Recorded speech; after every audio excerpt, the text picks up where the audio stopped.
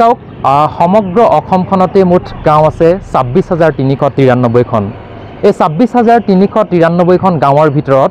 অসমৰ বহু ঠাইত য'ত SC আৰু ST কোটাত যিসকলে বাস কৰে তেওঁলোকৰ একাংশ গাঁৱক অসম চৰকাৰে আদৰ্শ গাঁও হিচাপে চিহ্নিত কৰিছে। আজি আমি উপস্থিত আছোঁ অসম চৰকাৰৰ সন্মানীয় কেবিনেট মন্ত্ৰী বিমল বৰাদেৱৰ গৃহ সমষ্টিত অৰ্থাৎ টিংখাং সমষ্টি। আৰু টিংখাং সমষ্টিৰ অন্তৰ্গত এখন গাঁও হৈছে ঔফুলীয়া আদৰ্শ গাঁও। ঔফুলীয়া আদৰ্শ গাঁৱলৈ আজি আমি আহিছোঁ, এই কাৰণেই আহিছোঁ যে অসম চৰকাৰখনে এখন আদৰ্শ গাঁৱত কোনকেইটা বিষয়ৰ ওপৰত গুৰুত্ব দি গাঁওখনক আদৰ্শ গাঁও হিচাপে চিহ্নিত কৰিছে আৰু এখন আদৰ্শ গাঁৱত থাকিব লগা কি কি সা সুবিধা এই ঔফুলীয়া আদৰ্শ গাঁৱত আছে, এই সমগ্ৰ আজি আমি কথা জানিম। আৰু লগতে আমি ৰিপৰ্টাৰ্ছ ৱাটছ চাই থকা প্ৰতিগৰাকী দৰ্শকক ঔফুলীয়া আদৰ্শ গাঁৱৰ সম্পূৰ্ণ ব্যৱস্থা, সমাজ ব্যৱস্থা কেনেকুৱা, ইয়াত ৰাস্তা ঘাট কেনেকুৱা, শিক্ষাৰ ব্যৱস্থা কেনেকুৱা, যাতায়াত কেনেধৰণৰ বা স্বাস্থ্যৰ ক্ষেত্ৰত ঔফুলীয়া আদৰ্শ গাঁওখন কিমান উন্নত, এই সমগ্ৰ দৃশ্য দেখুৱাবৰ কাৰণে আজি আমি উপস্থিত হৈছোঁহি ঔফুলীয়া আদৰ্শ গাঁৱত। তেন্তে আহক আমি সকলোৱে একেলগে চাওঁ ঔফুলীয়া আদৰ্শ গাঁও।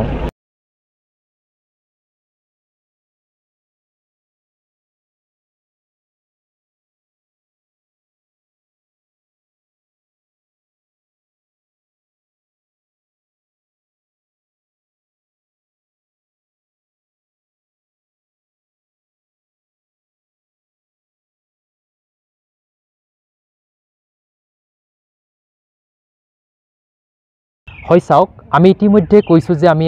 আজি আহি উপস্থিত হৈছোঁহি ঔফুলীয়া আদৰ্শ গাঁৱত। আৰু ঔফুলীয়া আদৰ্শ গাঁৱলৈ আহি আমি উপস্থিত হৈছোঁ এটি বিশেষ ভৱনত, যিটো ভৱন নতুনকৈ নিৰ্মাণ কৰা হৈছে।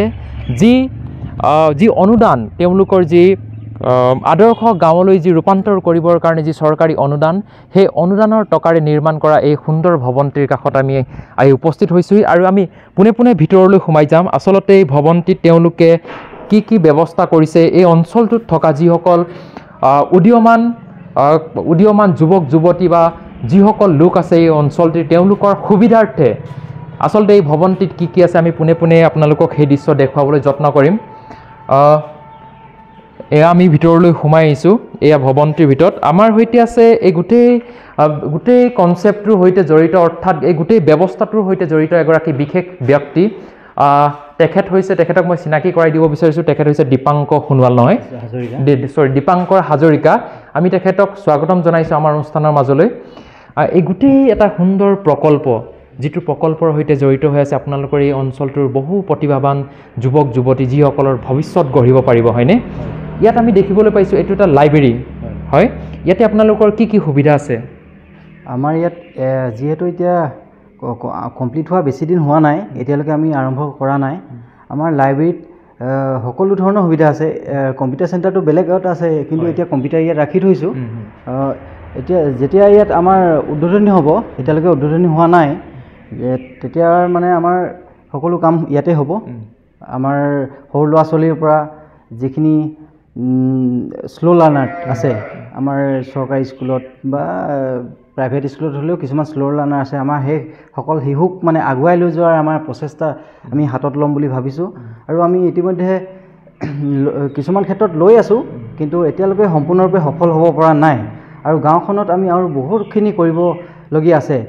অকল শিশু ক্ষেত্ৰতে নহয় বাৰু, গাঁওখনৰ পৰিৱেশ পৰিচ্ছন্নতাৰ ওপৰত। আৰু আমাৰ যিহেতু আজিকালি অতিকৈ জৰুৰী, আমাৰ প্ৰত্যেকটো ক্ষেত্ৰতে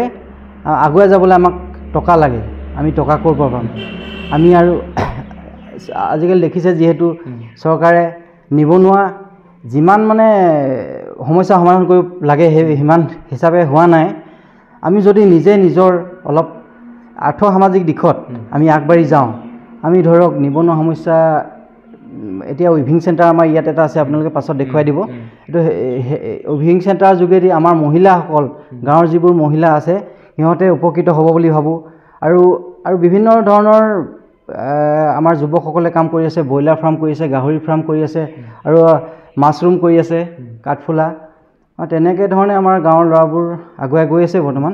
আৰু আমি আৰু নতুন চিন্তাধাৰাৰে কেনেকৈ গাঁৱৰ যুৱক যুৱতীসকলক আগুৱাই লৈ যাব পাৰোঁ, সেই বিষয়ে আমি আলোচনা কৰোঁ মাজে সময়ে। আৰু তেনে ক্ষেত্ৰত আমাৰ ল'ৰাবোৰ আগুৱাই গৈছে যুৱক যুৱতীসকল বহুত মানে আৰু বহুত চিন্তা কৰিছোঁ কিমান পাৰোঁ এতিয়া ক'ব নোৱাৰোঁ আৰু এটা ইমান ধুনীয়া এটা প্ৰকল্প যে আপোনালোকে উঠি অহা প্ৰজন্মটোক গুৰুত্ব দিছে আপোনালোকৰ টিম মেম্বাৰ হিচাপে আপোনালোক কিমানজন আছে যি আপোনালোকে সক্ৰিয়ভাৱে এই কাম কৰি আছে অঞ্চলটোৰ কাৰণে আমাৰ প্ৰধানকৈ সক্ৰিয় এতিয়া 15জন মানেই আছে 15জন তাৰ ভিতৰত আকৌ কিছুমান নিজৰ পঢ়া শুনা কৰিবলৈ অলপ দূৰলৈ যাবলগীয়া হয় কোনোবা পলিটেকনিক পঢ়িছে কোনোবা ITI কৰিছে কোনোবা গ্ৰেজুৱেশ্যন আমাৰ গাঁৱৰ মানে বাহিৰলৈ যাবলগীয়া হৈ আছে সেইকাৰণে আমি বৰ বিশেষকৈ এতিয়া 10জন মানুহে এই ক্ষেত্ৰত জড়িত হৈ আছোঁ আৰু সক্ৰিয়ভাৱে হয় ইতিমধ্যে আপুনি কৈছে যে আপোনালোকৰ এই গাঁওখনলৈ দুখনকৈ নতুন অংগনবাদীৰ সংযোজন হৈছে এই অংগনবাদী কেইখন ক'ত হৈছে আপুনি অকণমান জনাব নেকি আমাৰ গাঁৱৰ ভিতৰতে হৈছে অলপ ইয়াৰ পৰা আমাৰ উইভিং চেণ্টাৰৰ পৰা 800 মিটাৰমান গ'লে এখন দেখা পাব আৰু আপোনালোকে পাৰ হৈ আহিলে এই অলপ আগত আছে তাত এখন আছে আমাৰ দুখন অংগনবাদী হয় হয় ইতিমধ্যে দীপাংকদাই সকলোখিনি কথা বিৱৰি কৈছে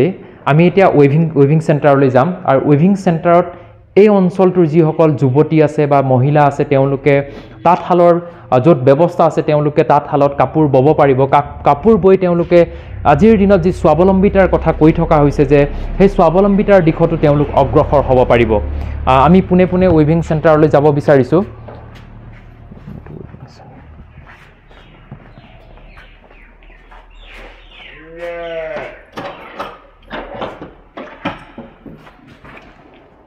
হয় এয়া আমি প্ৰৱেশ কৰিছোঁ উইভিং চেণ্টাৰৰ ভিতৰত আপোনালোকে দেখা পাইছে যে অত্যাধুনিক প্ৰযুক্তিৰ তাঁতশাল দেখিবলৈ পোৱা গৈছে তাঁতশাল 4খন আছে নহয় 4খন আছে আমাৰ ইয়াত বৰ্তমান আৰু আমি এইটো শিৱসাগৰ মাইনা অট'মেটিক তাঁতশাল ভূঞা ইণ্ডাষ্ট্ৰীৰ পৰা আমি ক্ৰয় কৰিছিলোঁ এখনৰ মূল্য প্ৰায় 1,40,000 টকা 1,39,000 টকা প্ৰায় মানে 1,40,000 টকাৰ এখনৰ মূল্য আৰু আমাৰ লগত আছে ষ্টিচিং মেচিন ইয়াত আছে আধুনিক ষ্টিচিং মেচিন আৰু মহিলাসকলে এইবোৰৰ পৰাও মানে স্বাৱলম্বী হ'ব পাৰিব আৰু মেচিন কেইটা আছে আপোনালোকৰ মেচিন 8টা আছে আমাৰ 8টা আছে হয় আৰু ইয়াতে মুঠতে এই গোটেই ৰুমটো আপোনালোকৰ তাঁতশালৰ ব্যৱস্থা হ'ব তাঁতশালৰ ষ্টিচিং মেচিনৰ হয় আপোনালোকে তাঁতশালৰ প্ৰশিক্ষণ দিবৰ কাৰণে কি ব্যৱস্থা কৰিছে হয় আমি য'ৰ পৰা এইবোৰ সামগ্ৰীবোৰ ক্ৰয় কৰিছিলোঁ তাৰ পৰা আমাৰ ট্ৰেইনিং দিবলৈ ইয়ালৈ আহিব কিন্তু এতিয়া মানে আমাৰ কি হ'ল গাঁৱত সকলো খেতিত ব্যস্ত মহিলাসকল সেইকাৰণে আমাৰ যেতিয়া খেতি শেষ হ'ব তেতিয়া আমি আৰম্ভ কৰিম বুলি ভাবিছোঁ ইয়াতে সম্পূৰ্ণ বিনামূলীয়াকৈ প্ৰশিক্ষণ হ'বনে নে কিবা মাচুল তেনেকুৱা মাচুল মানে তাৰ পৰাতো আমি য'ৰ পৰা বস্তুবোৰ আনিছোঁ তেখেতে বিনামূলীয়াকৈ দিব ট্ৰেইনিংটো কিন্তু আমি তাঁতশালত প্ৰয়োজন হোৱা সূতা ববিন সেইবোৰ আমি মানে কিনি ল'ব লাগিব সকলোৱে মিলাই কিবা এটা তুলি কিনিব লাগিব আৰু ইয়াতে কি সংযোজন হৈছে আৰু কি চাব পাৰিম আমি ইয়াতে এইফালে বটিক এটা আছে বটিক বুলি ক'লে মানে ইয়াৰ পৰা উৎপাদন হ'ব তাত সংৰক্ষণ কৰা হ'ব এইটো আমি চাব পাৰিমনে এতিয়া নহ'লে হ'ব এইটো একো নাই মানে বৰ্তমান ঠিক আছে হয় ঠিক আছে আমি ইতিমধ্যে আপোনালোকক জনাইছিলোঁ যে আমি আহি উপস্থিত হৈছিলোঁ সেই ঔফলীয়া আদৰ্শ গাঁৱত আৰু যিখন গাঁৱলৈ আমি প্ৰৱেশ কৰাৰ লগে লগে যি পৰিৱেশ দেখিছিলোঁ সেই পৰিৱেশে আমাক বাৰুকৈ আপ্লুত কৰিছিল আমি সোমাই আহিয়ে দুয়ো কাষে দেখিছিলোঁ খুঁটাৰ ওপৰত তেওঁলোকে ধুনীয়াকৈ ফুলৰ টাব সজাই ৰাখিছিল আৰু সেই পৰিৱেশে আমাক আগলৈ আগবাঢ়ি অহাত সহায় কৰিছিল আৰু ইতিমধ্যে আমি কোৱাৰ ধৰণে আহি আমি যি উইভিং চেণ্টাৰ পালোঁ উইভিং চেণ্টাৰত আমি দেখা পাইছোঁৱে যে এটা লাইব্ৰেৰী আছে লাইব্ৰেৰীৰ কাষত তেওঁলোকে 10টাকৈ কম্পিউটাৰ সংযোজন কৰিছে লগতে 4খনকৈ অত্যাধুনিক তাঁতশাল আৰু কেইবাটাও চিলাই মেচিন ইয়াত সংযোজন কৰিছে আমি আশা কৰিছোঁ অসমৰ বিভিন্ন ঠাইত থকা যিসমূহ আদৰ্শ গাঁও আছে সেই আদৰ্শ গাঁওসমূহত যি সা সুবিধা আছে সেই সা সুবিধাসমূহে উঠি অহা প্ৰজন্মটোক বা সেই নিৰ্দিষ্ট গাঁওখনত বসবাস কৰা স্থানীয় যুৱক যুৱতীসকলক আগুৱাই যোৱাত সহায় কৰিব স্বাৱলম্বিতাৰ ক্ষেত্ৰত সহায় কৰিব আমি ঔফলীয়াৰ পৰা ৰিপৰ্টাৰ্ছ ৱাটছ চাই থকাৰ কাৰণে সকলোকে ধন্যবাদ জনাই আজিৰ প্ৰতিবেদন ইমানতে সামৰণি মাৰিছোঁ ধন্যবাদ